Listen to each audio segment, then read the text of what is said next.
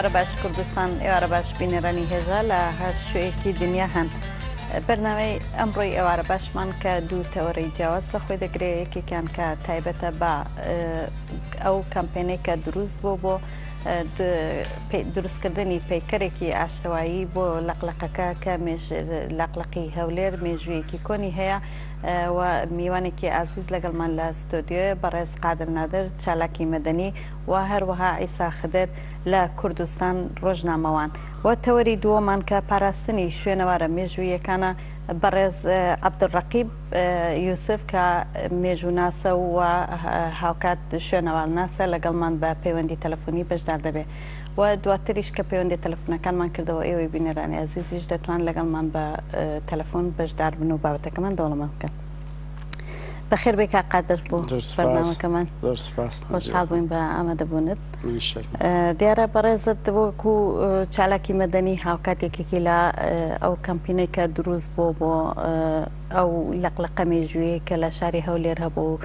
تیرۆر کراوە. ئێستاش کەمپێنێکتان دروست کردەوە بەڕێزیشت یەکێکی لەو کەمپینە. لە سەرەتادا پێمان خۆشە ئەگەر بکرێت کورتەیەکمان بۆ باسکەی لەوەی کە ئەم مێژووی هێلانەی ئەو لەقلەقە دەگەڕێتەوە بۆ ساڵی چەند لە شاری هەولێر. دیارە سەرەتا زۆر سپاس بۆ ئێوە کە بواردن، ینی یان بابەتێکی جیا باز دەکرێت و بابەتەش ئاژەڵ دۆستیە ئەوە گرنگیدان بە پەیکەر کە ئەوەش یەکێک لەو بابەتانەی تراکە کەم میدیاکان چوونە سەری. دیارە ئەوەندەی ئێمە بەپێی ئەو زانیارانەی کە لە یەک ساڵی ڕابردوو کۆمان کردیتەوە مێژووی ئەو لەقلەقا لە 30 لەکانەوە ئەو لەقلەقا هاتۆ لە قەڵای هەولێر نیشتەجێ بووە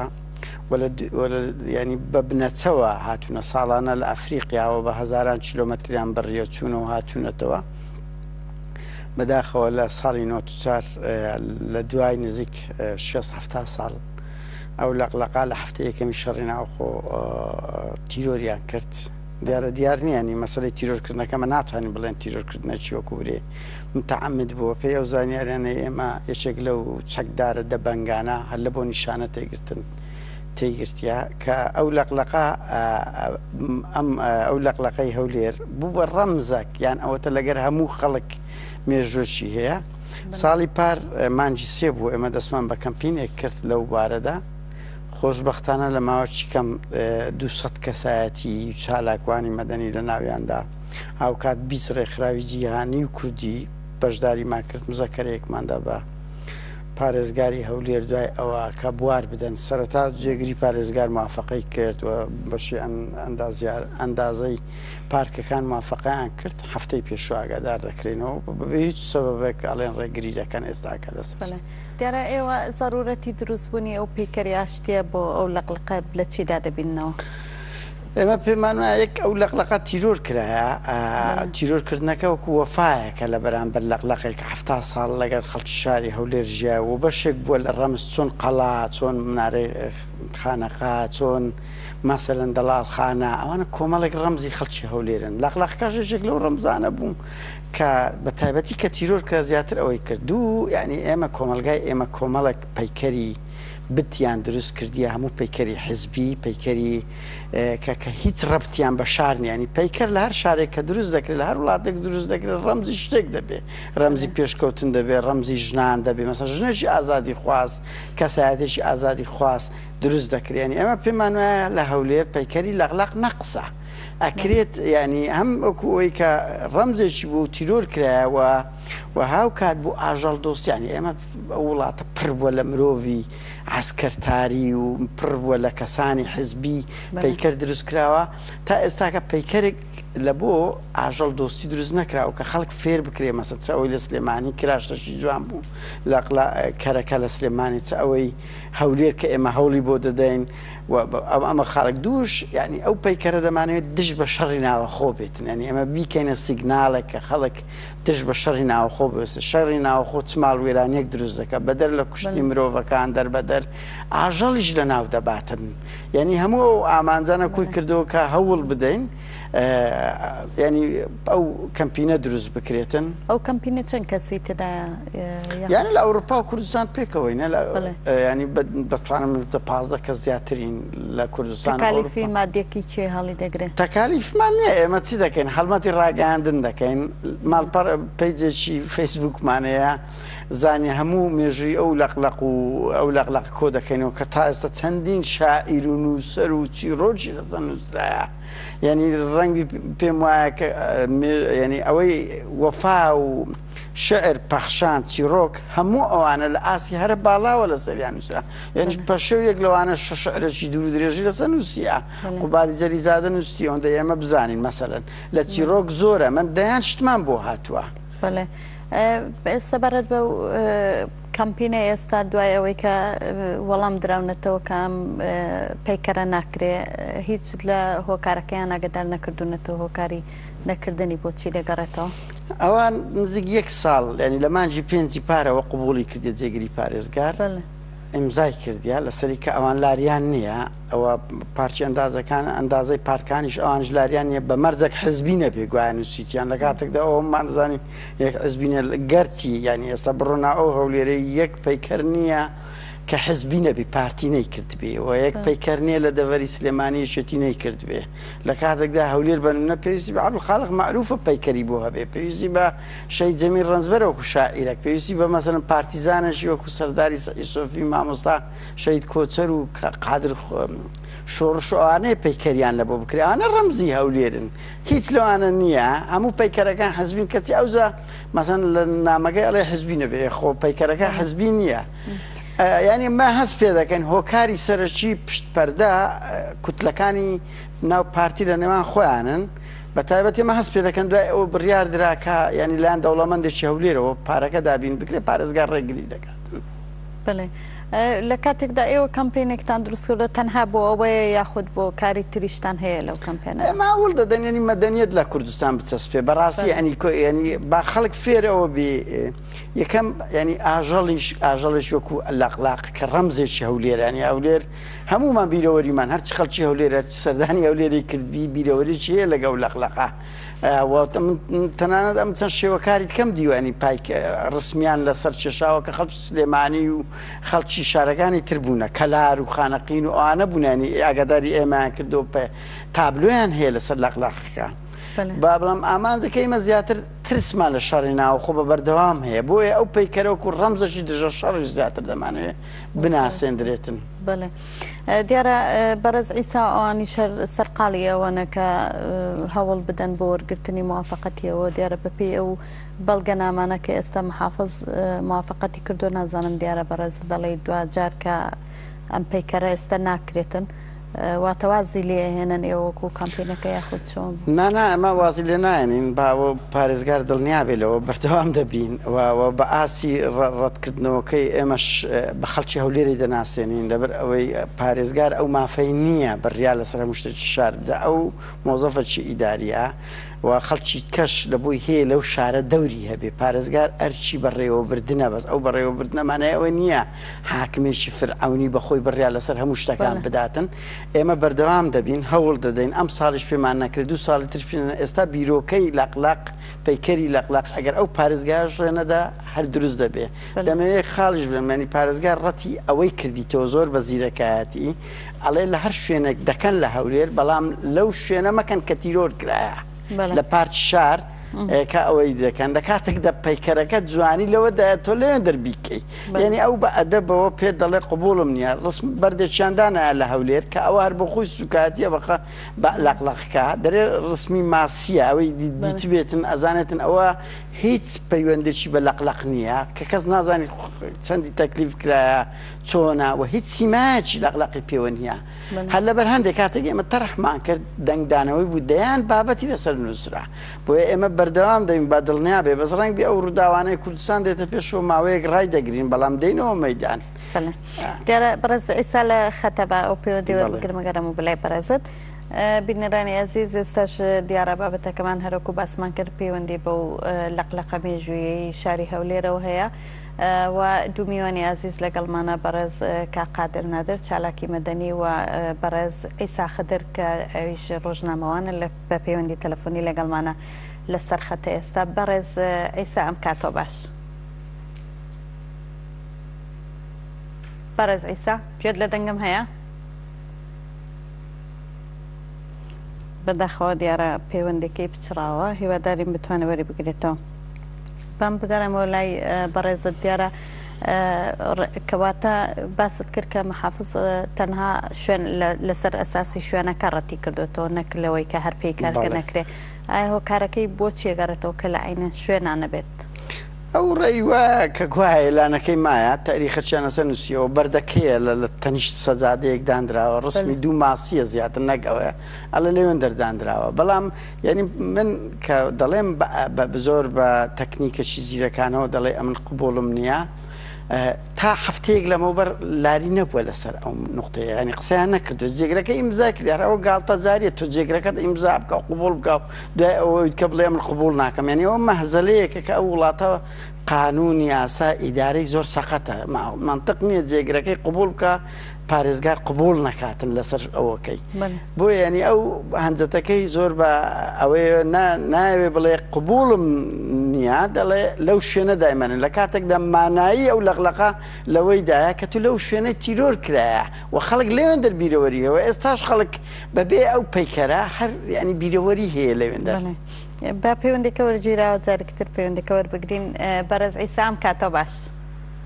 هەموو کاتێکتان باش هاتن و زیبەخانە و کاتێک تۆ بینێران و کاقادری باش. زۆر سپاس دەکەین، خۆشحاڵ بووین بۆ بەشدارێت لە بەرنامەکەمان. زۆر زیاتر زۆر سپاس بۆیە. زۆر سپاس دەکەین. بەڕێز ئەیسا بەڕێزت هەم ڕۆژنامەوانێکی هەم یەکێکی لە ئەندامی ئەو کەمپێنایە دەتوانیت تۆزێک بۆمان باسکەی کارەکانتان بەکوێ گەیشتوە؟ بەڵێ جاتە لە ماوەی ساڵێکە لە کەمپێنەکە کە ئێمە ڕامانگەیان تا لەسەرەوە دەکەین تەنها ڕەزامەندی پارێزگار وەربگرین. دوات جار لە 23 پێنج توانیمان ڕەزامەندی جێگری پارێزگار وەربگرین کە دەستمان بەکارەکانمان کرد، هونەرمەندمان لە دەرەوەی بابەن هەرێم هێناوە، لە شارەکانی فری کوردستان هێناومانە. ئەوە بوو قەرار بوو مارکێتەکەمان هەڵبژات لە ئەندازەی پارکەکان شوێنی دیاریکرا وەربگرین کە پارک شار بوو. ڕۆیشتن بۆ دیاریکردنی شوێنەکە، بەڵام دیار بوو پارێزگاری هەولێر هەر بە تەلەفۆن ئاگاداری کردبوونەوە کەوە ڕێگە پێنەدراوە و نابێ ئەم لەقلەکە دروست بکرێت لەو شوێنە. بۆ ئێستا ئێمە چەندین جار ئێستاکەس دوی جاری کرد دوای ئەو بابڕین بە شێوەیەکی شەفڕەوی کە داوای کردبوو ڕای بگرن بە نووسا و داوامان لێ کردووە کە ڕەزامەند بێت تەنها لەسەر 40 سانتیمەتر چوارگۆشە لەم کوردستانە لەم هەولێرە تەنها یەک شوێنمان دەوێت 40 سانتیمەتر چوارگۆشەمان پێدە پارێزگاری هەولێر، بۆی هەم ئێمە هەم خەڵکی کوردستان هەم بە تایبەتی خەڵکی هەولێر ڕێز لە بڕیارەکەی پارێزگاری هەولێر بگرن و بزانن بەڵێ ئەم پارێزگارە بۆ شار ئیشەکە گوێ لە ئیرادەی خەڵک ئەگرێ، گوێ لە خەڵکی شارەکە یەگرێتن، کار بۆ خەڵکەکە یەکاتن، بەڵێ ئەم پارێزگارە دەتوانێت ئەم شارە جوان بکە، ئەم شارە بکاتە پایتەختی گەشتیاری. بۆ ئەوەی ئێمە تەنها 40 سانتیمەتر ماویستوە، بەڵام تاکو ئێستاکە ڕەزامەند نەبووە دوێنێ و ئەمڕۆ و ڕۆژانی تریش سەردانی پارێزگارم کردووە ڕای گرتووە. بەڵام ئێمە گەیشتونەتەوەی کە مارکێتەکە دەستنیشان بکەین و پارەی بۆ داوین بکرێتن و هونەرمەندی ژیاری بکرێتن بۆ ئەوەی دەست بەکارەکانی بکە. تەنها یەک واژی پارێزگارمان ماوە کە ڕەزامەند بێتن لەسەر دروستکردنی پێکەرەکە. بەڵێ بەڕێز ئەیسا ئێوە لە کوردستان و بە تایبەتی لە هەولێر دروستبوونی پەیکەرێکی لەو جۆرە ئایا بە ضرورەت دەزانن یاخود چییە؟ بەدڵنیای بە ضرورەتی دەزانین هەم وەکو خەڵکی هەرێمی کوردستان لەبەرەوەی وەکو خەڵکی هەرێمەگە بە شێوێکی گشتی باسی بکەین لەو کاتێم دەقلەکە کوژراوە یا ئاشوبێک شەڕێک هەبوو لە مەملەکەتی ئێمە ئەویش براکوژی بوو کە چەندین خەڵکی بێتاوان چەندین خەڵکی سڤیل بەر ئەم شەڕام ئاشوبە کەوت و گیانیان لەدەستدا. یەکێکی لەمانە کە ئێمە بیکەینە سمبڵی ئەم شەڕام ئاشوبە ئەم لەقلەقە بوو لە کاتی شەڕی ناوەخۆ لە یەک با بڵێن هەر لە هەفتەی یەکەم شەڕی ناوەخۆ تیرۆر کرا کوژدا هەر ناوێکی لێنەین ئێمە دەتوانین ناوی لێ بنین بەڵام ئەم لەقلەقە دەتوانین وەک سیمبۆڵێک بهێڵینەوە جگە لەمەش خەرچی هەولێر خەرج دەوروبەری هەولێر ئەو خەڵکانی سەردانی هەولێریان کردووە لە ساڵانی زوو بینیویانە ئەم لەقلەقە لەم شارەکە سوڕاوەتەوە هەولێر قەڵا و منارە و ئەو لەقلەقە و خەڵک پێی زیاتر یعنی سەرسان بۆ خەڵک زیاتر کە دەهات بۆ سەردانی ئەم شارە ئەیبینی بەڵام بەداخەوە لەم شەڕەکە کوژدا ئەگەر ئەم گولێ ڕەنگە بەر لەقلەقەکە نەکەوتبایە بەر کەسێکی تر بکەوتابایە بەر مرۆڤێک کەوتایە بەهەرحاڵ ئێمە قەید ناکە لەگەرەوەی ئەگەر ئەو هەموو شەڕ و ئاشوبەی بەسەر ئەم وڵاتە و بەسەر ئەم شارەدا هات کە خەڵکی هەولێر بووە قوربانی ئەم لەقلەقەش بووە قوربانی ئێمە دەمانەوێت وەک سیمبۆڵێک وەک حمایەکی ئاشتی تەواهی برایەتی دژایەتیکردن بە شەڕی ناوەخۆ بە شەڕی براکوژی بۆ مەرگە ساتی تووشی خەڵک بۆ دەمانێت پەیکەرێکی شایستە و جوان کە لە برۆنز دروست بکرێتێن کە نرخەکەی زیاتر لە $2 داوامان لە هیچ زایانێکی پەیوەنددار نەکردووەکەوە ئەم لەقلەقەی تیرۆر کردووە بیان با بڵێنکەوە ئەمڕۆ ئیدارەی هەرێمی کوردستان دەکەن بڵێن دینارێکمان پێ بدا ئێمە کەسێکی شاری هەولێر کە خاوەن سەرمایە خۆی بابڵێن تەرخاکردووە و توێتی من پارەکە ئەگەر ماستۆی خۆم داوامان لە هیچ دایانێکی نەکردووە بۆیە ئێمە بە پێویستی دەزانین و هەروە سووری شەدین لەسەر ئەوەی هەتاکو ئەم پێکەرە دروستەکە ئێمە بەردەوام دەبین لە کار و چالاکیەکانمان ئەگەر ئەو پارێزگارە چاوەڕێ دەبین ئەگەر هەر موافق نەبوو لەبەرەوەی تاکو ئێستاکە هیچ ئەوەش ڕەزامەندێکی نیشان نەداوە هەر ئەنووسێتن ئەوە ناکرێت لەبەرەوەی دیزایانی ئەو پارکە لەگەر ئەم لەقلەقە ناگونجێ باشە من ئەپرسم ئەگەر دیزایانی ئەم پەیکەرەی لە برۆنز دروست دەکرێتن لەگەر ئەو پارکە نەگونجێ ئەی باشە گەچێک دانراوە ئەمە چۆن لەگەر ئەو دیزایانی ئەو پارکە گونجێ دنیایەک نێرگەلە و بچایخانە و شتی تافی دانراوە لەم شوێنە ئەدی ئەمە چۆن لەگەر دیزایانی ئەو پارکە گونجێتن و چۆن خەڵک لەگەری ئەگونجێتن بۆیە هەندێک کار هەیە ئێمە لەسەری بەردەوام ئەدین ئەم کارە بەکاری خۆمان و پشتی خۆشمانی ئەزانین ئەگەر خۆشمان لە سەردەمە پێمان نەکرێت سەردەمێکی تریش بێ هەر ئەبێ بیکرێت لەبەرەوەی سیمبۆلی ئەو شارە بووە بۆیە ئێمە بەردەوام دەبین لە کارەکانمان و هەروەها چاوەڕێ دەکەین ئەگەر ئەو پارێزگارە هەر موافقەی نەکرد بەڵکو پارێزگاری داهاتوو موافق بێتن و دڵێکی یعنی وەکو بابڕێن خۆی بە خەمخۆر و ڕێز ئیرادەی ئەو خەڵکەی ئەو شارە بگرێتن و تاگلایەنە بڕیار نەدە بە پێویستە. بەڵێ بەرز ئێساد ئێمە تەوەرێکی تریشمان هەیە سەبارەت بە پاراستنی شوێنە کۆنەکان. ئایا ئەم کەمپینە تەنها وەکو سمبولێکی مێژووی سەیری ئەم لەقلەقە دەکا یاخود یەکێک لە کارەکانی ئێوەژە بێ بۆ داکۆکی کردن و لە پاراستنی شوێنەوارە قەدیمیەکان؟ خاتی نەجیبە من دەمەوێت ڕای بگەینم ئێمە کەسانێکین لە شاری هەولێر و بابڕێن لە هەرێمی کوردستان ئەوانەی لە ناوەن و ئەوانەی لە دەرەوەچن ئێمە شارەکەی خۆمان خۆشەوێ ئێمە خەڵکەکەی خۆمان خۆشەوێ ئێمە قودسیەتەکانی ئەو شارەمان خۆش دەوێتن ئێمە ئەو سیمبولانەمان خۆش دەوێت کە خەڵک زمانێک بیرەوەری لەگەر هەبووە کە مێژوویەکی دێرینیان هەبووە کە هەر یەکێک لە ڕابردوو ئەو ئینسانانە بیبینەوە کۆمەڵێک بیرەوەریان لەگەڕی هەیە ئێمە نامانەوێت شار بکەین تەنها بە دیکۆرێک و تەواو ئێمە دەمانەوێت ئەو شوێن و ئەو گەڕەکانەی کە ساڵانێکە ژیانی تێدا ناکرێت بۆ نمونە قەڵای هەولێر قەڵای هەولێر ساڵانێکە چۆریان کردووە کە ئێستا کاگە بڕۆیتە ناوی ڕەنگە خەریک بێت وێران ببێتن لەبەرەوەی ئەگەر ژیان لە هەر شوێنێک نەمینێتن ئەو شوێنە ڕەنگە وێران ببێت لەبەرەوەی کەس نۆژەنی ناکاتەوە لەبەرەوەی ئەم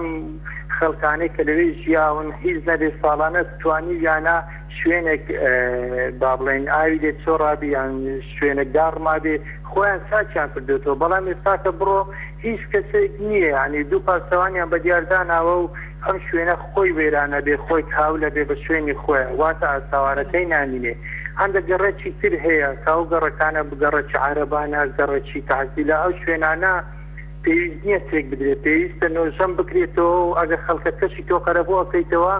خەڵکەکەی لە دەرەوەی شار قەرەبۆکەوە بەڵام شوێنەکەی مەکە بە بینایەک بە باڵەخانەیەک کە تێیدا بازرگانی بکرێتن یاخود تێیدا شتی تر بکرێتن ئێمە شارەکەی خۆمان خۆشە یامانەوەی ئەو مێژوێ خەڵک لەگەری ژیاوە لەگەران شارە بمێنێتن هەر نامانێت تەنها بین کە شوێنێکی مێژووی لە شوێنێکی دێرین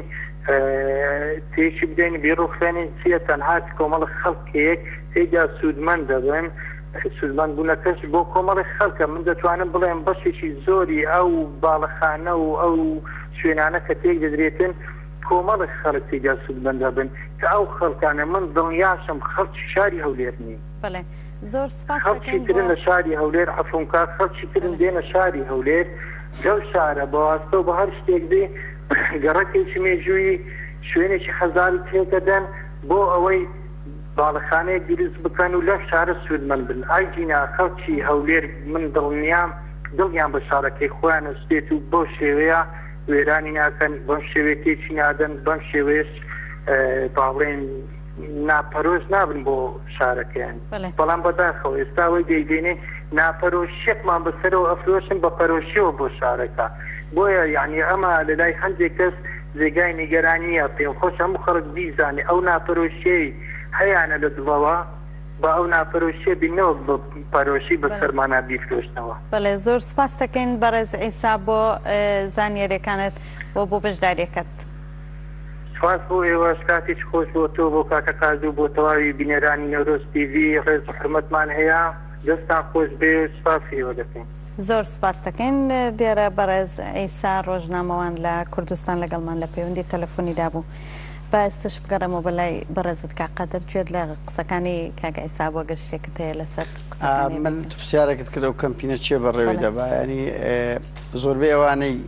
سەرپەرشتیمان کردووە خەڵکی ڕۆشنبیری هەولێرن هەوڵ دەدەین هەولێر لە قاڵبی حزب دەربچی سیمای جوانی بە وەرە چکە هەولێر ئێستا بێتی یەک پارچە وە کاک ئیسا باسی حزبی هیچ پەیکەرێکی ڕەمزی شارەکەی تێدا نیە کۆمەڵێک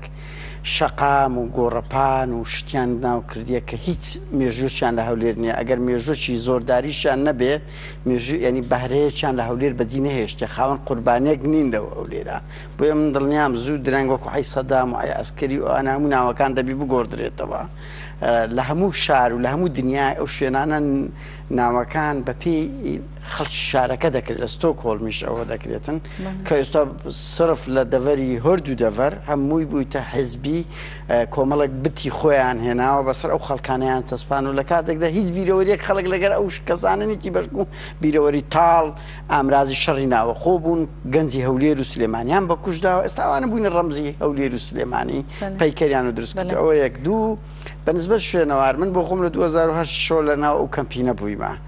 ینی بەڕاستی ئەو پارێزگاری هەولێر خەڵکەکی زۆر و پێی وایە کە خزمەتی خەڵکی هەولێر دەکە بەڵام دەورێکی زۆر خەتەر دەبینی لەبەر ئەوەی ئەو پارێزگارە تەنیا دیکۆر دەبینێتن تەنیا ئەهرام بەرز دەکاتەوە لە کاتێکە شارێکی هەولێر کە شارێکی مێژوویە هاوشێوەی ڕۆمایە هاوشێوەی یۆنانە هاوشێوەی قوبرسە هاوشێوەی وڵاتێکی گەڕەکەی وەکو گەملەستانی ئێرەیە کە هەمومان دیتمان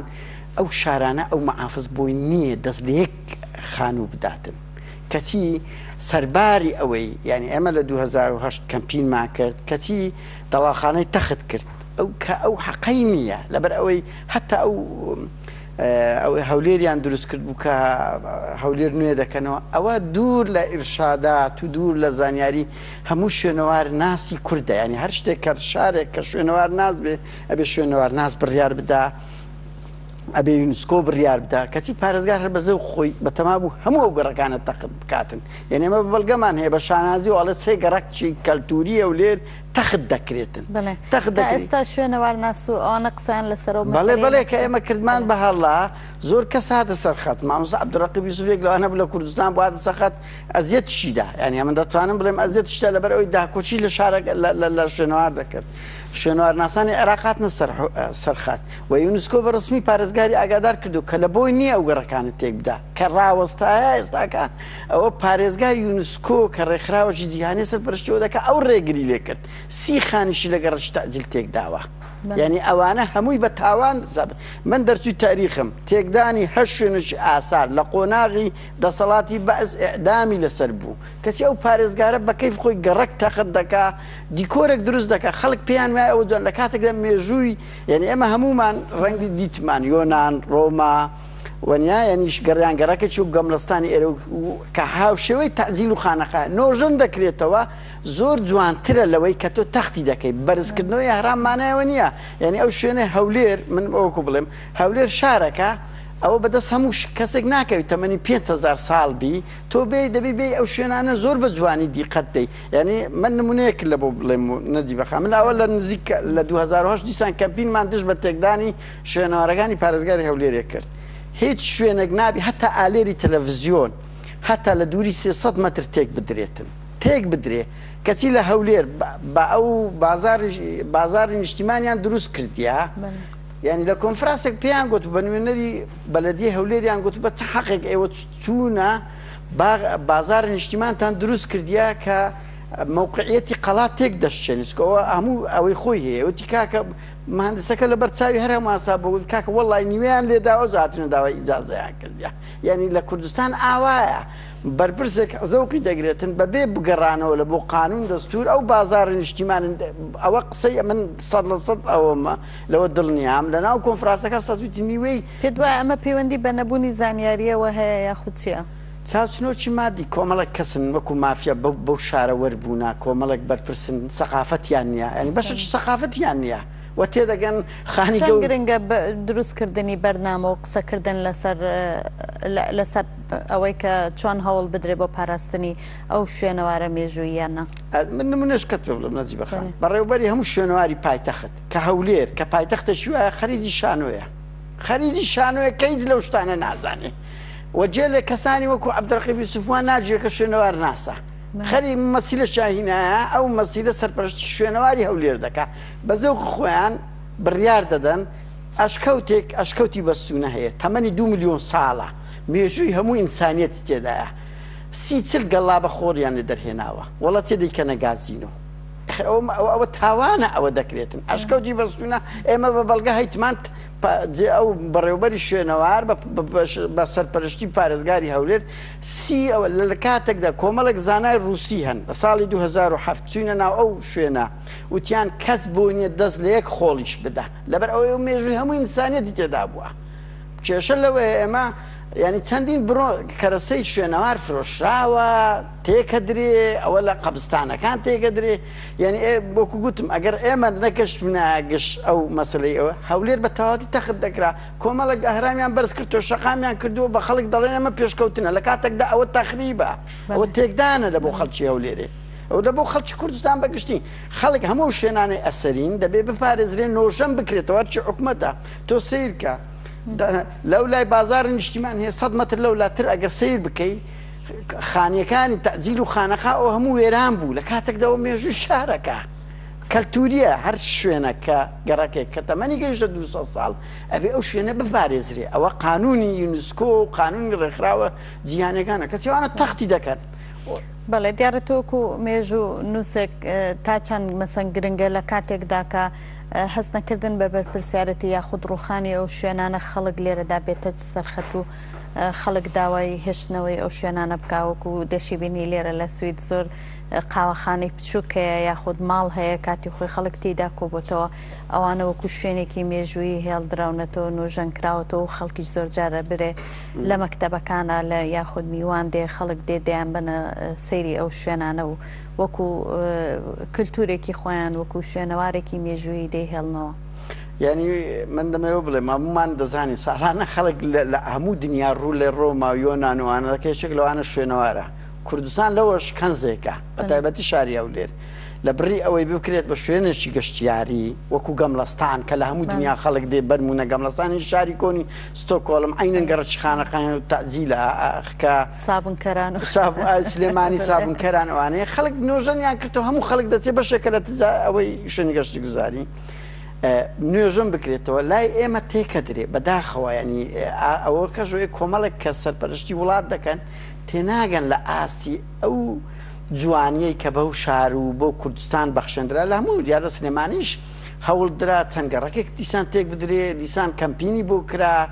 وەلا دهۆک هەوڵ دەدرێ وەلا کە ئاکری هەوڵ دەدرێنی ئەو شوێنە هەموو لەبەر ئەوەی شوێنەوار پارەیەکی خەیاڵی دەکاتن بچووکترین شوێنەواری ئاسەر بۆیە بەداخەوە سەقافەتی سیاسەکانی کورد بەشە چانس ئاسی سەقافیان تێناگەن کە پێت وایە مەسەن زۆر جار مەرج نییە سەرۆکی شارەوانێک یاخود محافزێک لە هەموو بوارەکانە شارەزایی هەبێ بەڵام گرنگە ڕاوێژکاریان هەبێ ئەوانە پێت وایە ڕاوێژکاریان هەیە و پرسیان پێ بکەن و ڕاوێژکاری خودی سەرۆکی حکوومەت کە مامۆستا عەبدوڕەقیب یوسف 2007 هەموو هەوڵێکی داوە کە هەموو نامەیەکی داوە نابی تێک بدرێت کەچی گرتیان لە زیندانیشان پاستا بەو تەمەنەیە و لێشاندا لەبەر ئەوەی ڕێگری کرد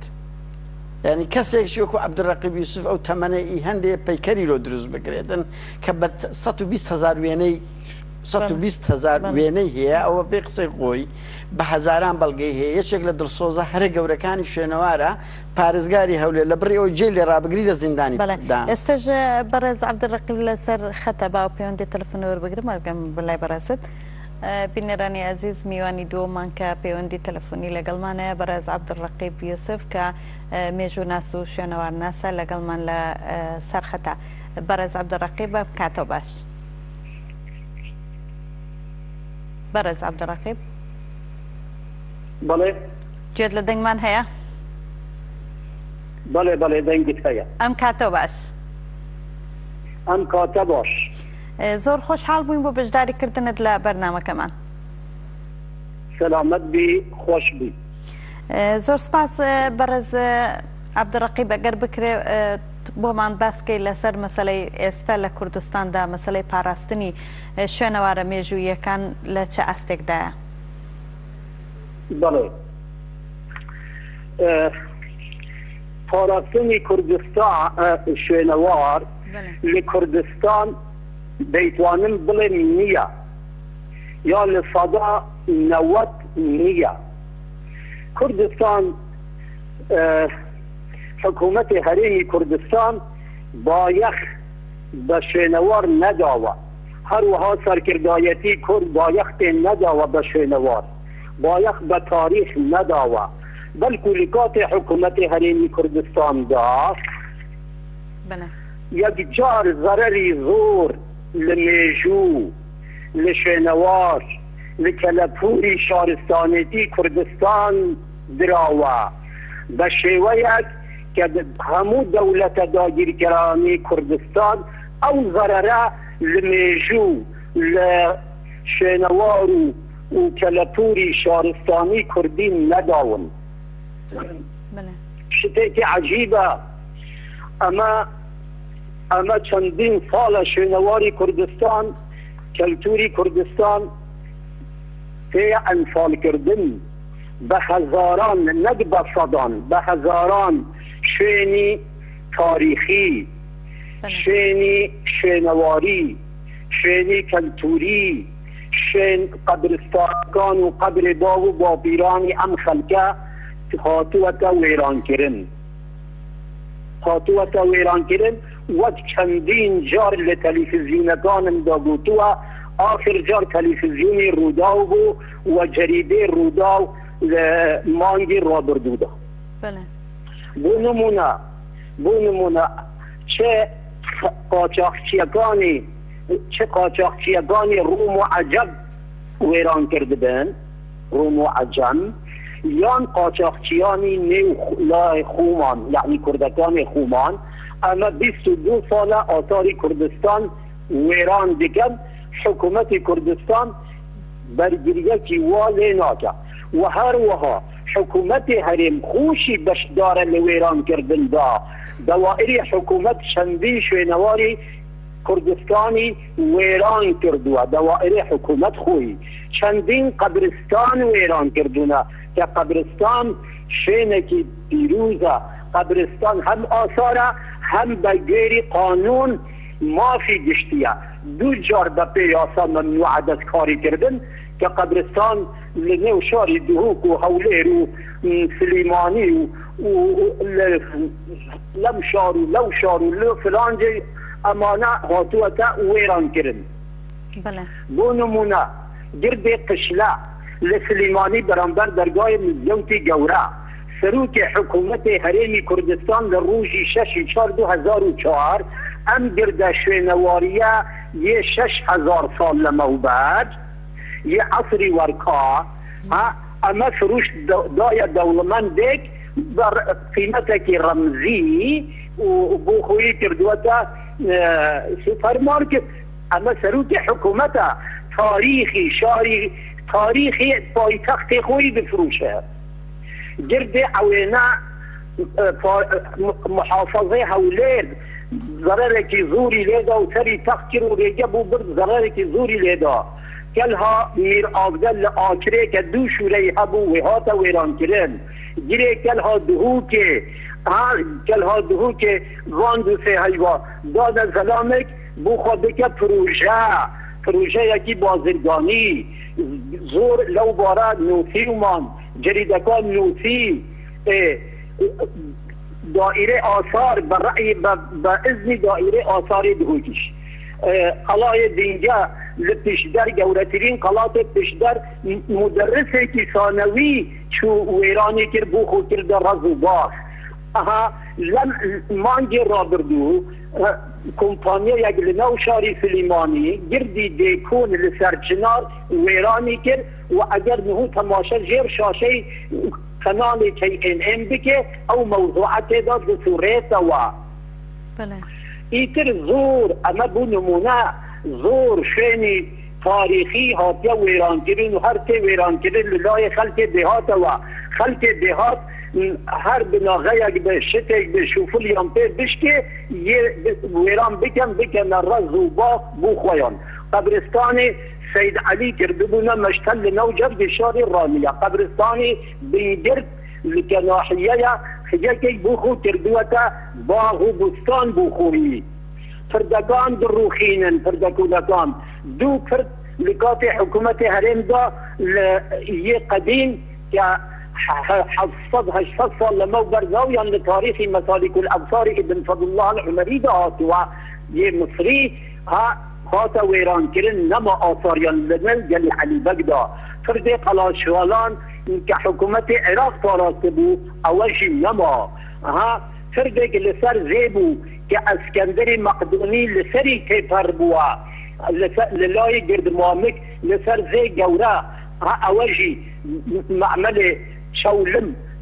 لوی ایش کردنو آثار او فرده تاریخیه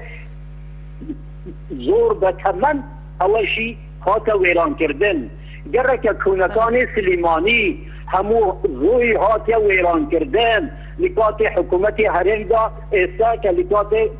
یکیتی نشتیمانی برپرسا زانکوی سلیمانی سروکی زانکو دکتر صلاح سعید لیگ مانگ دا 2 ماه 3 ماه لما در 4 کاغذ رسمی کتاب رسمی نوسی بو محافظ بو مکتب سیاسی بو حکومت دبی ام گرکه کلتوریانه سلیمانی بیا پاراستن چینکه کلتوری شاره تاریخی شاره یکی دی هنرمندان نوسی برای وبلاتی گشتی روشنبیری نوسی کمپین 17 میلیونی نوسی بو مکتب سیاسی اکادمیای بیر و هوشیاری نوسی بو مکتب سیاسی که او دستگاه سر به مکتب سیاسی یکیتیه پارلمان عراق نوسی بو محافظ ایره داله به انقص گرکه کلتوریکان سلیمانی تیا ویران کردن ایما راضی نگین پارلمان عراق عرب دیا برگیری لکلتوری سلیمانی دیگه لیره همو ویران دیگه مکتب سیاسی یکیتی نشتیمانی محافظ سلیمانی شاروانی سلیمانی ولام ام همو خلقه نداوه لحوت شایخانه سلیمانی امزاک و اجر الله خلقه و دشی ویران کردنی گرک کونکان سلیمانی که به بریار المتحده 1976 دبي همو جركه يكون يعني محله يكون العالم همو بيا باراستن چونك او جركانا اصلي تمثيلي شارع تاريخ يكون برز عبد الرقيب برز جاره پیشتر که ئەگەر ئیجازە بدەیت پێشتر کە قادری شارەتی پێدا بەڕێزت ڕایشکاری سەرۆکی حکوومەت بووی بۆچی ئەم کێشانەی کە هەیە ئەو کاتە باستان نەکردووە یاخود باستان کردو و جێبەجێ نەکراوە هۆکارەکەی بۆچی دەگەڕێنیتەوە ئایا نەبوونی شارەزایە نەبوونی گوێگرتنە خۆشکم بەیان کاغەس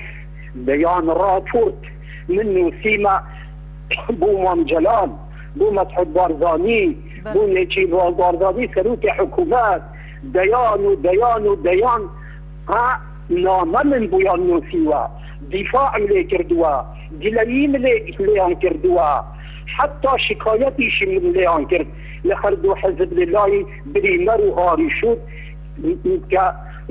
گەورەکانی ئەمریکی سوڵتەی ئەمریکی بوو لە عێراق من وام زانی ئەوانە زۆر قیمەتی ئەم تراس دەزانن چەند تور دەزانن شوێنەوار ئەوانە ژی نەدەزانی یانە حەت خۆیان دەزانن کە من حتا لەوێ مشکات لێیان کردووە العراق لای حکومت من اشکال کردووە لای وزارەتی ڕۆشنبیری عێراقم کردووە دائما من ئەو کاتێ ئەو ساڵانێ کە من ڕاوێژکار بووم بۆ کاری شوێنەوار لە کوردستان هەر لە شەردا بوومە لەگەڵ ئەم هەموو لایانە هەر لە شەردا بوومە لەگەڵ بەڵێ بەڕێز عەبدوڕەقیب ئەگەر دیارە ماوەی بەرنامەکەمان زۆر کەم ماوە ئەگەر بکرێ ئەگەر پێشنیارێکت هەیە چی بکرێ بۆ ئەوەی پارێزگاری لەو شوێنەوارە مێژویانە طبیعی ئەمە تاوانێکی گەورەیە بەرامبەر کەلتوری شارستانی کوردستان و مێژووی کوردستان تێیەکردن من تکا دەکەم ڕجا دەکەم حکوومەتی هەرێمی کوردستان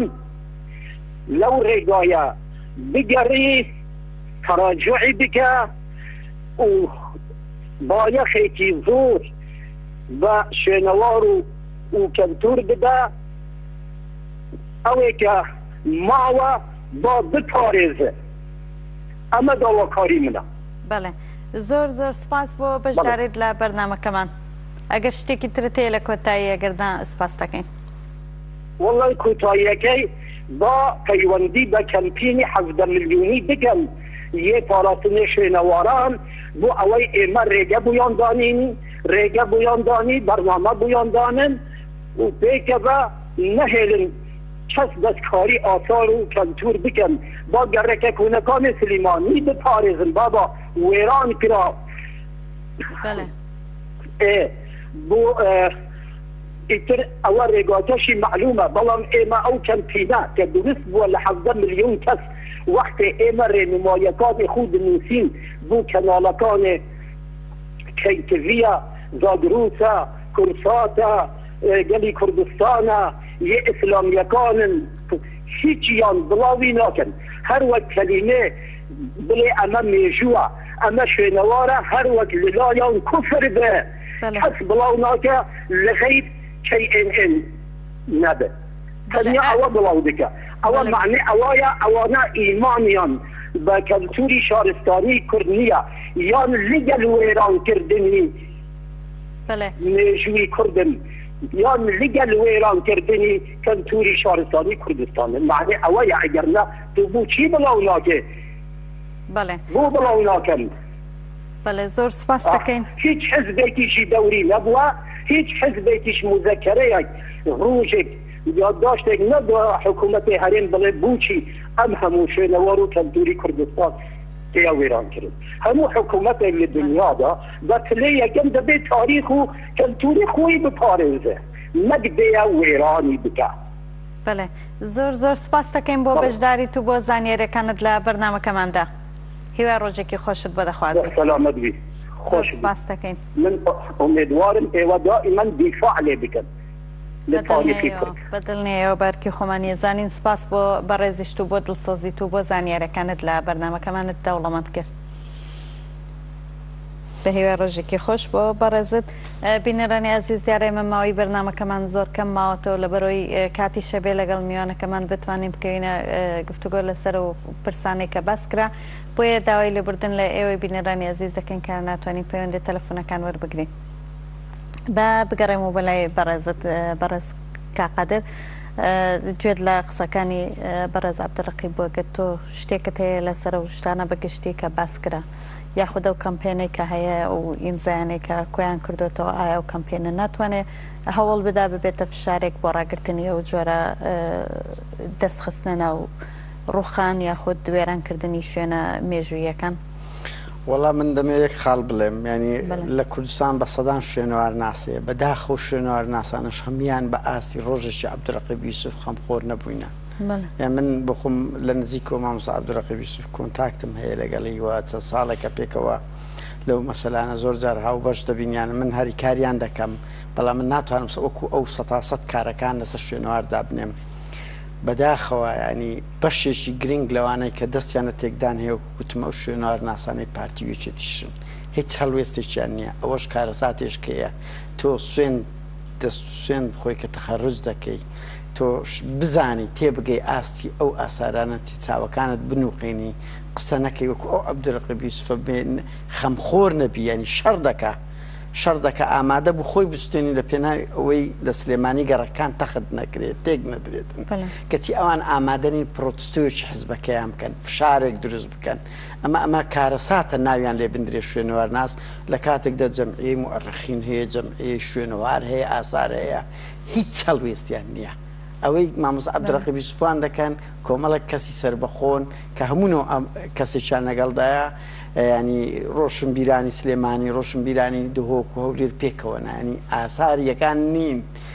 ئەوە کارەساتێکە دوو بەداخەوە حکوومەتە هیچ گیان لە ڕناگرێتن بە پێچەوانەوە من ئاگادارم 2000 مامۆستا عەبدوڕەقیب یوسف زیندانی دیتوێ لەسەر ئەو موقفانە ینی بە تەمەنێکی 70 ساڵیەوە ئەشکەنجەیاندایە لە پێناوی ئەو دیفاع لێرەدا ڕۆڵی ڕاگەیانەکان چەند بە گرنگ دەزانی ئایا کار لەسەر ئەو مەسەلەیە بکەن؟ وەڵی من پێم وایە بەداخەوە ڕاگەیاندنەکانیش بەشێکن چکو ڕاگەاندن ئەو ڕەبوویتە بەشێک لە شەڕ بەشێک لە هێزی فشار ئەگەر گرنگی پێ بدان ینی ساڵی 2008 ئێمە توانیمان کە ئەوە ڕابگرین بەشێک لەوانە ڕاگەیاندنەکان هەموو بۆ نەورۆز تێڤێشەوە کە چەندین بەرنامەیان ئەوە لەسەر کرد گرنگە ئێمە وەتەنی بوون ئەی ڕەقیب ئەوەیە تۆ تاریخت نەبوو نەتەوە بوونیشت دەدۆڕێنی کەلتوری نەبێ ینی هەرچی شتی جوانە لەو کوردستانەی پارە دەکە دەفرۆشرێ بە مرۆڤتەوە بە خاکتەوە بە ئاسارتەوە کۆمەڵە کەس هاتن وەکو بازار سەیری دەکەن ئەوەش کارەزاتە بۆیە ڕاگەیاندنەکان زۆر گرنگە ینی ئیبرازیەوە بکەن ینی دەستلێدان ینی کارەسات نییە بەعز بە هەموو جەریمەی خۆی جگە لە عەمەلیەی ئەنفال نەبێتن زیاتر تەرکیز ینی داکۆچی لە پاراستنی شوێنەوار کردێت لەو حکوومەتی هەرێمەی ینی ئەوە مامۆستا عەبدوڕەقیب یوسف بەخۆی ینی چەندین نووسینی لەو بارە من خوێندومەتەوە و هیچ شوێنشی ئەسار جگە لە عەمەلیەی ئەنفال کە هەموو شوێنەکان تەخت تێکەدرا تێک نەدەدرا بەڵام ئێستاکە لە ناو شار هەولێر یان سلێمانی گەڕەکە بە تاوەدی تەخت دەگرێت بە ئاشکراش دەبینیتن ینی ئەوە کارەساتە ئەو حکوومەتە دەکا بە هیچ داگیرکەرێک نەکرایە و ناشکرێت. بەڵێ دیارە ئەوە هەڵبەت کاریگەری زۆریشی دەبێت لەسەر نەوەی داهاتوو کە شوێنەوارە قەدیمیانە نەپارێزرێەوە هەرەمە شێکێکە لەوەی کە خەڵک هەستی نیشتیمانی تێدا کەم ببێتەوە یاخود هەست نەکاکە سمبولێکی هەیە لە وڵاتەدا نەگەوە من کۆمنتی بەڕێزێک دەنووسم لە ڕۆژانە فەیسبوک لە بۆ منی نووسی لەسەر لاقلاقەکەی ئەڵێ دوای تێکدانی دەڵالخانە منەسە هیچ بیرەوەری پاقلاوە فرۆشتن و هێلکە فرۆشتن و شەمدەری فرۆشتنم نما لەو شارەی بیرەوەریەکانی من هەمووی بە گەورەی ماوە ینی بیرەوەری هەموو شار تێک و پێکەدەن ینی ئەوەش تاوانەکە ئینسان کە بەلای ماسەن من خەڵکی هەولێرم دەڵالخانەیان عادی لاقلاقە ئەوانە هەموو هەر یەکێ سەدان بیرەوەری بە بیری ئێمە دێناوە تەخت دەکەن ینی بیرەوەریەکانیشمان دەکوژن بۆیە بەداخەوە گرنگە وەکو ئەوەی دەڵێ میدیا چڕ بکاتەوە لەسەر ئەوە ینی ئەوەی ئێستا دەکرێت بە داگیرکەر نەکراوە ناشکرێت ینی هیچی کەمتر نیە لەوەی مەشروعی گاپی ئێستا ئەتاتورک مەشروعی گاپی تورکیا کە دەوێت بە هەزاران گوند ئەو تێگەدا مامۆستا عەبدوڕەقیب یوسفوان ئەو گروپا کە دەبینم خەڵکتریشەن لە دەرەوەی وان هەوڵ دەدەن ینی شەڕێکی زۆر سەختیانە بەس بەداخەوە نە حکوومەت ینی نە قانون لە پشتیانە نە حکوومەت هاریکاریان دەکا و ئەزیەتیش دەدرێن مەساد لەوەدایە تۆ لە شەڕی مافیاکان کە مافیا لە هەموو شوێنەکە لە رووسایە لە ئیتالیایە حکوومەت پشتگیری قانون دەکا یاسا دەکا ڕێکخراوی ئەخرەوە شتێکی دژ بەنێ لایانی ڕاگەیاندن هاوکات ڕۆڵی ڕێکخراوەکانی مەدەنی چۆن دەبینی چەند گرنگە ئەوانیش پاڵپشتی لەو مەسەلەیە بکەن من پێم وایە ینی هەستینەت بەهۆی هەستینەتەوەتی لاواز ئەو شتانەش لاواز بووە و نەکرد ئەوە نەجی بەخانەسە لە پەرلەمان شتێکی گاڵتەجاری هەیە پێ دەگوترێت پاراستنی شوێنەواری ئاسار ئەوانی شیز ناکەن یعنی لیژنەیەکی شوێنەوار لە پەرلەمان هەیە ڕۆژێک لە ڕۆژان قسەیەکی نەکردووە نازم چۆن شەرم لە خۆیان ناگەن کۆمەڵێک شتی کارتۆنیان داناوە بەبێ ئەوەی لەبەر چاویان لە هەموو شارەکانی کوردستان ئاسار تێکە درێ قسە ناکەن ئیدانە ناکەن خونسان هەر بۆ مێژوو هەڵوێستێک دەنوێنێتن بەرز قادر تۆ پێشنیارت چییە بۆ ئەوەی چۆن هەوڵ بدرێ بۆ ئەوەی بتوانرێت کە لە ئاستێکی فراوانتر تاکۆکی لەسەر پاراستنی شوێنەوارە مێژوویەکان بکرێت من پێم وایە ینی ئاسار لای من ینی نەتەوەیی بوون ینی کوردایەتی بوون ئەوەی کە هەموو ئەو خەڵکە خۆی برۆ بە کوشتایە کە هەوڵی دەدە داگیرکردنێتەوە کوردستان و ئەتیفاس پێ بکرێەوە ئەو نمونە زۆر باوە کە بێشکچی باز دەکات کۆمەڵێک ئاسار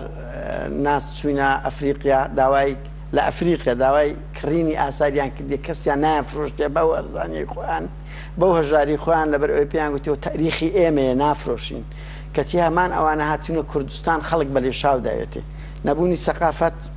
و ئەو حکوومەتەی هەیە بەداخەوە من بۆ خۆم وەکو قادر نادر بڵێم من پێم وایە حکوومەتەکە بۆ خۆی هەستی نەتەوایەتی نییە بەرپرسە سیاسەکان بۆیە ئەوانە بە چاوی بازار سەیری هەموو شتانە دەکەن بەڵام فشاری خەڵک فشاری میدیا فشاری ڕێکخراوە مەدەنیەکان و هەوڵ بدرێ یونسکۆ بێنتە سەخەت یعنی من دڵنیام لە سلێمانیش ئەگەر ڕۆشنبیرانی سلێمانی ئاسەوار ناسان ڕۆشنبیران یونسکۆ نێنە سەخەت چکو یونسکۆ ئەتوانێت سنوور دابنێ لە بۆ هەموو ئەوەیە بۆی بەشەکە لە نەتەوەی گرتوەکان لە بڕیاریوە شەڕی مافیاکان کەس دەرەقەتیان نایەتن بۆیە گرنگە ڕێکخراو نێودەوڵەتەکان بێنرێتە سەخات و تەلەڤیزیۆنەکان گرنگی بۆ بەرنامەیە بدەن چکو ناکرێت لایەک کوردستان ڕزگار بکرێت لایەک لە ناوە خۆت ئەوەی کە داگیرکەران پێیان ناکرێت دەرەوە داگیرکەران لە ئێران دەیکان لە تورکیا دەیکان ئەوان بە بەردەوام دەیکەن بەڵام ئینسان تەئەسف لەوە دەخوات دەسەڵاتێکی خۆماڵی کوردی کە هەموو خەڵک خەباتی ئەوەی کردی یەکێک لە خەباتەکان ئەوە بووە کە ئاساری بپارێزرێ مێژوەکەی نەفەوتێندرێ یعنی خەڵک شەڕی گرێت لەسەر ئەوەی کە ئەو شوێنە ئیسە ساڵ لەمەوبەرە نابی تێک بدرێ گوندێک تەخت بکرێت کە 20 ساڵ دروست بووە ئێستا تو دەی شوێنێک 6000 ساڵت تەخت دەکرێت دەگرێتن زۆر سپاس دەکەین ئێمە هاتینە کۆتایی بەرنامەکەمان ئەگەر شتێکی ترت هەیە بە کورتی من زۆر سپاسان دەکەم بە هیوام میدیاکاران هەر بە دوای بابەتی هەست زوێن نەکەون هەر بە دوای بابەتی گەرما و گەرم نەکەون